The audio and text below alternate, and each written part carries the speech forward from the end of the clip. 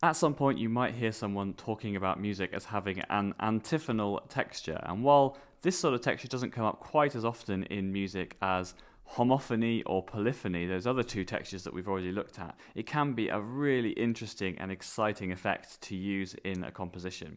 So what does it mean? Well, this kind of texture is when we take an ensemble, a group of either singers or instrumentalists, and break them down into smaller independent groups who can actually do all the same things that the bigger group can do, but because we've broken them down into smaller groups, we can kind of play them off against each other. It's almost like setting up two different teams, and you can get the two teams to play off against each other and create some interesting effects.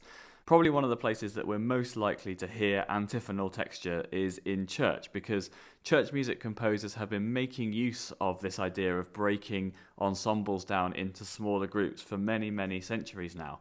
If you've ever been to a cathedral, a big cathedral choir will probably be organized like this. So if we have our church, I'm going to try and do a rough drawing here. You might have the altar at the top here. This is where all the business goes on. This is where the priest will stand. He might be here at the altar.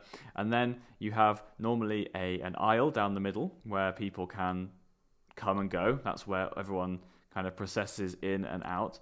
And the choir has a space where they will sit on either side of the aisle often. So I'm thinking of the chapel where I used to sing when I was a student, and we would sit on either side of the big aisle in the middle. So there will be singers down both sides. These are the singers here, down both sides of the aisle, and most of the time we'd be singing together. So we would be singing all the same parts, and we would just be split up by the aisle, but it didn't really stop the sound gelling together. And we'd probably have our conductor in the middle somewhere, like this, and this is how it would be set up. But there were times in the music where the composer chose to do something a little bit different. So they might say, right, for the next 20 bars, you guys are going to sing on your own. So this is your moment to shine. Team one, team on the left, this is your moment to shine. And maybe in response to that, so team one might have set something up, a particular musical idea. Team two might come along and finish that off or respond to that particular musical idea. And this is where antiphonal textures work really well, particularly in a big space. Some composers have even suggested that you move the groups of instrumentalists or singers to different parts of the building. So again, they can make use of the space that's being used for the performance in a creative way.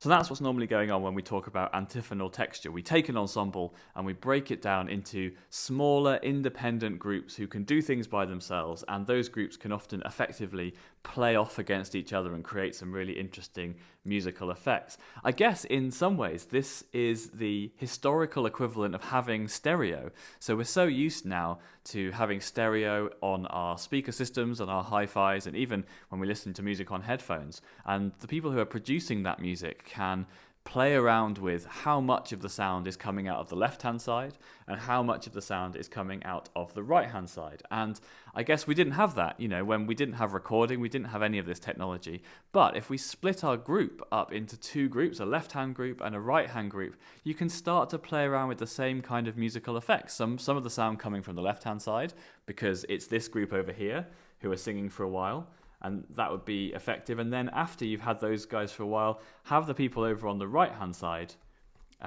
singing as well. And that just brings a dimension of sort of x-axis, if you like, left to right.